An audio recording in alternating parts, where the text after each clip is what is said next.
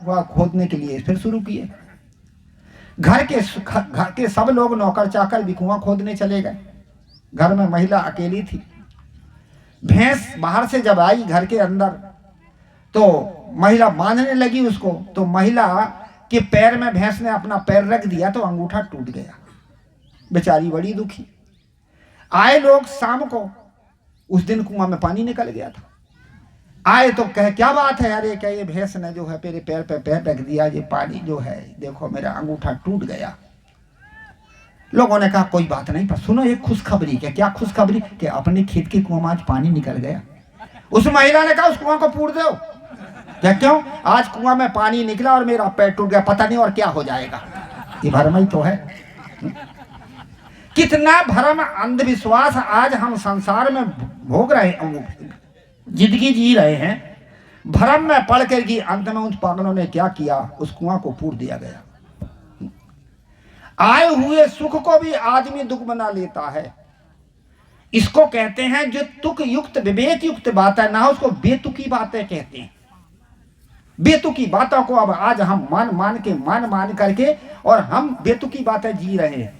छुआछूत किसी छोटी समाज का मानो एक है, मानो की समाज मानो तो मानव समाज होता है। हमने जाति पाति वर्ण व्यवस्था बना करके अपने भाइयों को उससे हम दुश्मनी मोल दे रहे हैं। मानव से मानव दुश्मन बन रहा है। ये क्या चीज है? ये हम कल्पना में पढ़ के हम मान बैठे हैं। इसलिए आज देखा जाता छुआछूत जात पात मान कर इन्हीं बातों को हमने धर्म शास्त्र में भी गढ़ के रख दिया। कहा जाता कि जब राम जी का राज हुआ, रामायण में आया प्रसंग, तो राम का जब राज हुआ तो राम ने कहा मेरे राज में कोई नहीं दुखी होना चाहिए, सबके जीवन में सुख रहे, और किसी को कोई दुख हो तो मुझे बता दिया जाए, मैं व्यवस्था कर दूंगा।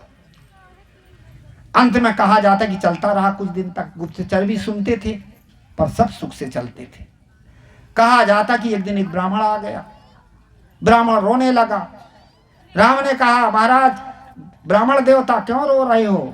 क्या सरकार आपके राज में पिता के रहते पुत्र मर गया, ये अनर्थ क्यों हुआ?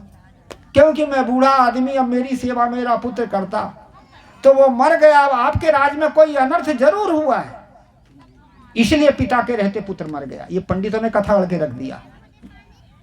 अब अंत में नारद जी बैठे थे बगल में। नारद जी की जो चोटी वो एंटीना का काम करती, कहां क्या हो रहा है।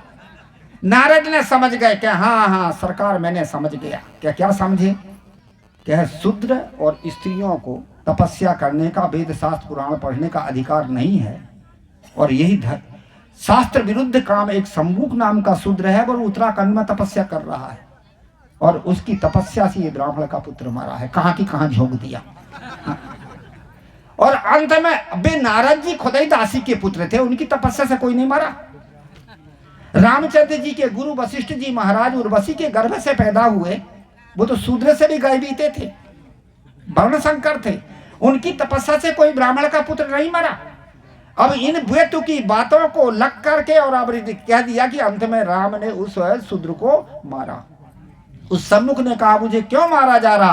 क्या तुम धर्म विरुद्ध वेद विरुद्ध कर्म कर रहा, इससे तुझे मारा जाएगा, तेरा तपस्या करने का अधिकार नहीं है। तो पहले अपने गुरु वशिष्ठ को मारना था ना, उनकी तपस्या से कोई नहीं मरा।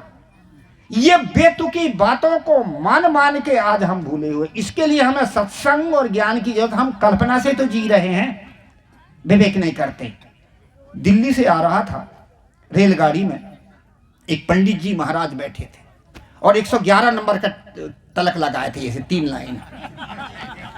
और जैसे ही मुझे देखा और देखते ही लाल लाल हो गए। अब जगह नहीं थी तो खड़ा था, तो भी उनको मैं खराब लग रहा था।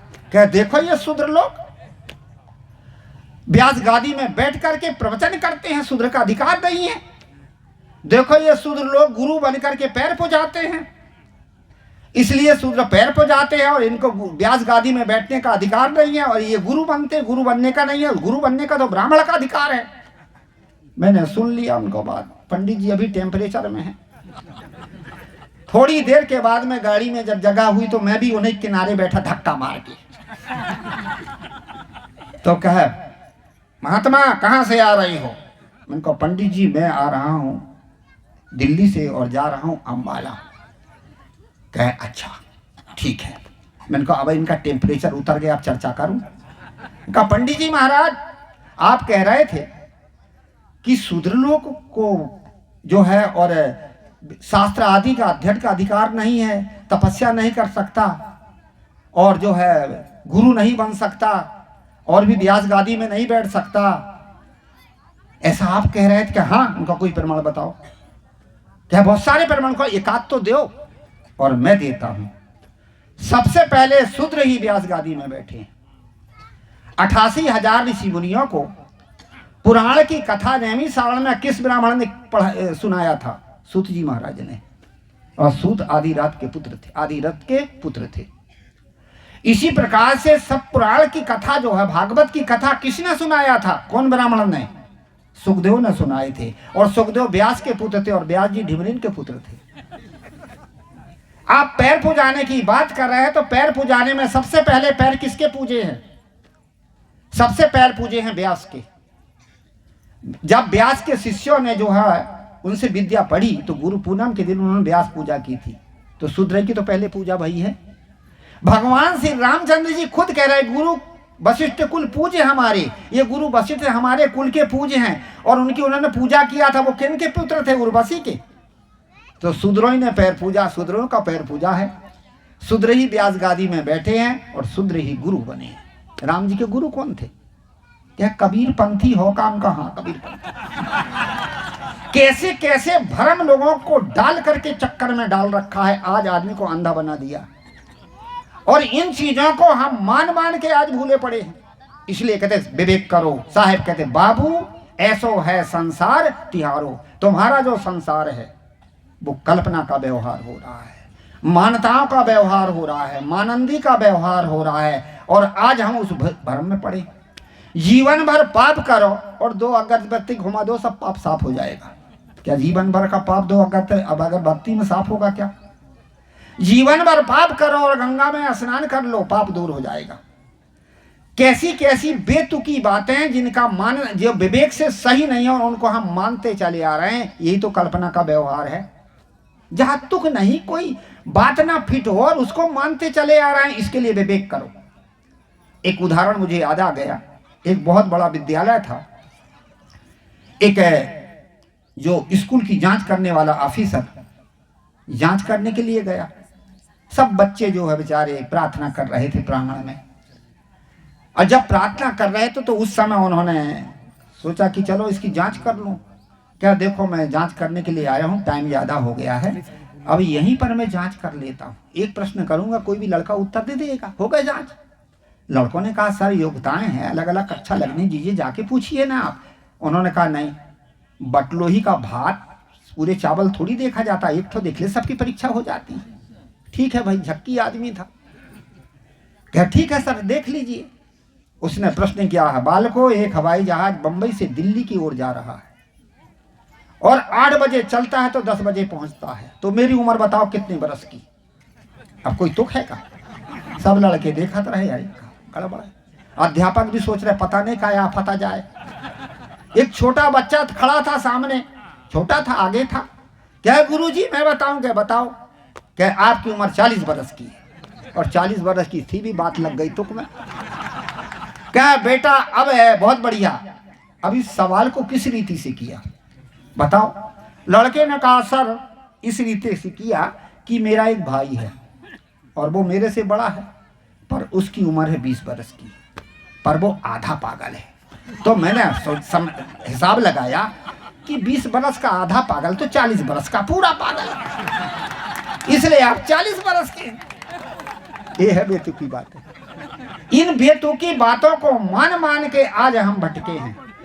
सदगुरु कबीर कहते कि तुम्हारा संसार ऐसे है, मान्यताओं से हम जिंदगी जी रहे हैं, कल्पना से हम जिंदगी जी रहे हैं, स्वार्थ से हम जिंदगी जी रहे हैं। को अब अनुक सहत प्रतिदिन को ना ही न रहनी हमारो। रोज रोज की अनुक का अर्थ होता अनुचित बात, अन्याय, झंझट। रोज रोज की कौन सा है? ज्ञानी आदमी की रहनी नहीं है। ज्ञानी आदमी तो ज्ञान से और विवेक से जिंदगी जीता है। इसलिए हमें सत्संग और ज्ञान और विवेक की जरूरत है। ज्ञान सत्संग हमको निर्भय बनाता है, मान्यताएं हमको भ्रम में डालती और भ्रम में डाल करके हम भटकते हैं। हमारा भारत अध्यात्मवाद देश रहा है। यहाँ का सिद्धांत कर्म सिद्धांत। आत्मा अविनाशी है, चारों खानी में शरीर धारण करती है वासना के कारण में, और जो है अविनाशी है, अपने कर्म फल को भोगती है, जैसा कर्म करता उसको ऐसी फल। परंतु एक तरफ क्या होता है, कर्म फल आत्मा अपने की कर्म का फल स्वयं भोगती, कोई मिटा नहीं सकता। स्वयं कर्म करो त्यात्मा स्वयं तत्परम सुनते, स्वयं भ्रमति संसारे स्वयं तस्मात् विमुच्यते। ठीक है, कर्म सिद्धांत बिल्कुल ठीक है। दूसरी तरफ कहते हैं कि नहीं, जो कुछ होता है तो भगवान के भजन कर लो, सब खत्म हो जाएगा। क्या भजन करने से आपके कर्म के फल क्या दूर हो जाएंगे? एक तरफ तो हमारी रामायण में एक तरफ कह रहा है, क्या कह रहे हैं कि कर्म प्रधान विश्व रचि राखा, और जो जस करहि तसे फल चाखा। ठीक है भाई, कर्म प्रधान, जो जैसा कर्म करे उसको ऐसे फल मिलेगा। अभी साध्वी जी बता रही थी। दूसरी तरफ क्या रामायण में लिख दिया, होई है वही जो राम रचि राखा, और को कही तरक बढ़ावई साका। अब जब राम ने सब रच दिया, वही पर कर्म का क्या होगा? और कर्म से सब कुछ होता है, तो फिर तुम्हारा राम तो फालतू ऊपर का है। खुद राम को अपने कर्मों के फल भोगने पड़े तो सबको नहीं भोगना पड़ेगा। पर हम दोनों बातों को मानते चले आ रहे हैं। विवेक कहाँ करते हैं? गीता में एक तरफ कहते हैं कि अपने कर्म का फल सब प्राणी को भोगना पड़ता है, और एक तरफ कहते हैं हे अर्जुन, सब कुछ कराने वाला मैं ही हूं। अब ये दो मुख की बातें हुई कि नहीं? इसलिए सिद्ध होता कि वास्तव में कर्म से ही सब कुछ होता। जैसा कर्म करोगे उसी प्रकार से फल। भगवान कुछ नहीं करता, भगवान आपका भाग्य है। जैसा आपने कर्म किए हैं और वह भाग्य का फल आपको प्रकृति से मिलता। पाप कर्म किए है तो प्रकृति के द्वारा ही आपको पाप का फल मिल जाता। इसलिए ये है विवेक। इसके लिए हमें सत्संग और ज्ञान की जरूरत है। सदगुरु कबीर साहब कहते को अब अनुक सैत प्रतिदिन को ना ही ना रहनी हमारो। हमारी जो ज्ञान की रहनी है वो नहीं है। हम अनुचित बातों को भी हम अज्ञानता के कारण हम सुन के मानते हैं। इसके लिए हमें सत्संग चाहिए।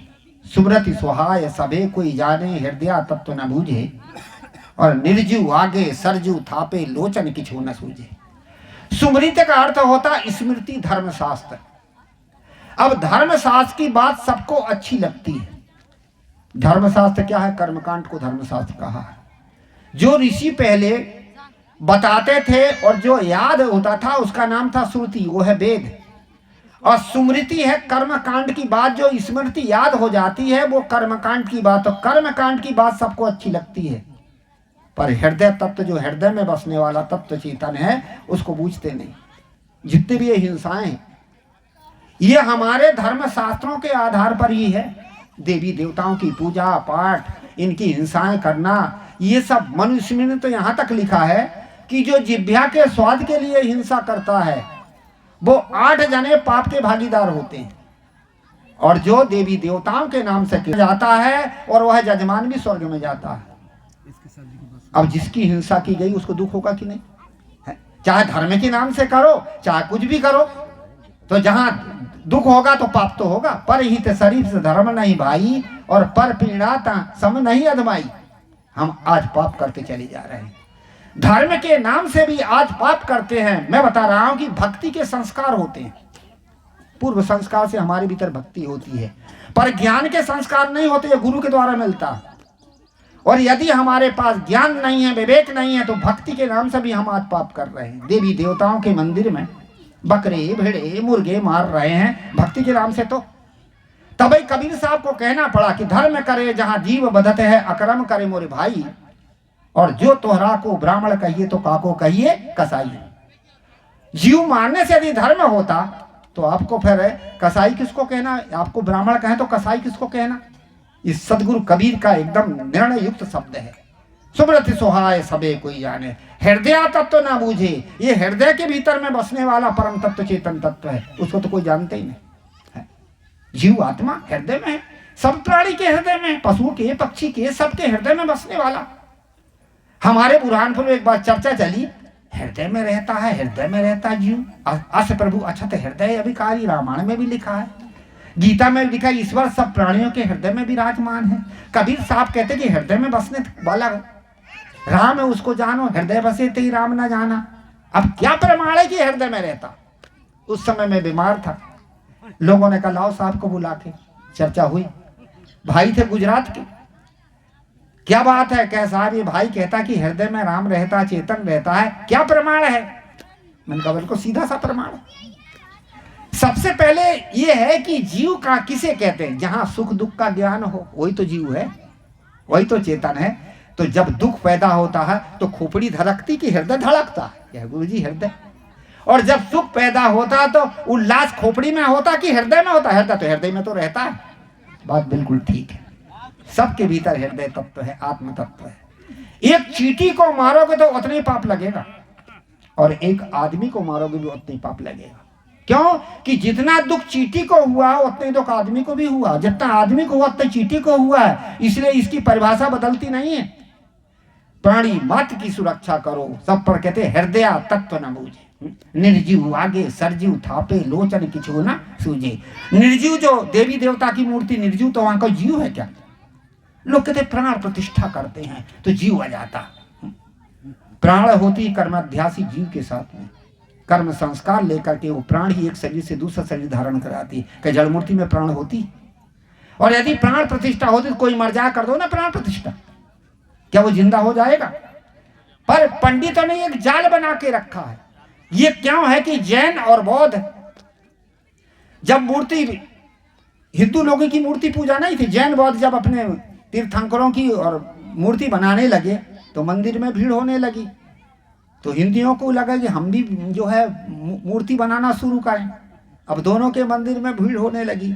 अब ब्राह्मणों ने सोचा कि चलो हम जो है और कुछ षड्यंत्र रचें, तो प्राण प्रतिष्ठा का नियम ने रख दिया। बौद्ध मत में भगवान बुद्ध की मूर्ति में प्राण प्रतिष्ठा नहीं करते, जैनियों में भी प्राण प्रतिष्ठा नहीं करते, हिंदुओं में करते हैं। तो क्या जड़ मूर्ति में कोई प्राण प्रतिष्ठा होगी? प्राण प्रतिष्ठा का अर्थ है जो हमारे संत महात्मा जो उपदेश दे रहे हैं, ये है प्राण प्रतिष्ठा। आपके भीतर में एक साहस, एक शक्ति पैदा कर रहे हैं, ये है प्राण प्रतिष्ठा। रामायण में लिखा है कि अहिल्या पत्थर हो गई थी और राम जी ने चरण छुआ दिए तो वह आदमी बन गई। तो कोई पत्थर कोई आदमी बन जाएगा क्या? आदमी कोई पत्थर होगा क्या? अरे पत्थर नहीं होगा तो उसकी बुद्धि जड़ हो गई थी, अपने पति को नहीं पहचान पाई, यही तो पत्थर है। और जब राम ने सदाचरण का उपदेश दिया, बेटी अपने धर्म को संभालना, आदमी की आदमी बन गए, मैंने अपने आप को संभाल लिया। इन चीजों को हम नहीं समझ पाते हैं और समझ करके हम कल्पनाओं में पड़ते हैं। साहब कहते सुमृति निर्जीव आगे सरजीव थापे लोचन किछु न सूझे। आदमी के पास विवेक और विचार नहीं है। इसके लिए हमें ज्ञानियों की संगत चाहिए, संतों की संगत चाहिए, सत्संग चाहिए। सदगुरु कबीर ने कहा बाबू ऐसो है संसार त्यारो। हे मानव तुम्हारा संसार कैसा है? दुख रूप है। सुख रूप भी तो हो सकता। आदमी अच्छा करे, दान करे, पुण्य करे, धर्म करे तो सुख भी तो मिलेगा। इस संसार में ये जन्म लेके हम अपने विकारों को मिटा करके मोक्ष को प्राप्त करते हैं, इसी संसार में तो करते हैं। और इसी संसार में रह के हम गलत करके अपने जीवन को सुखी बना लेते हैं। इसलिए हमें संतों के सत्संग और ज्ञान की चर्चा की जरूरत है।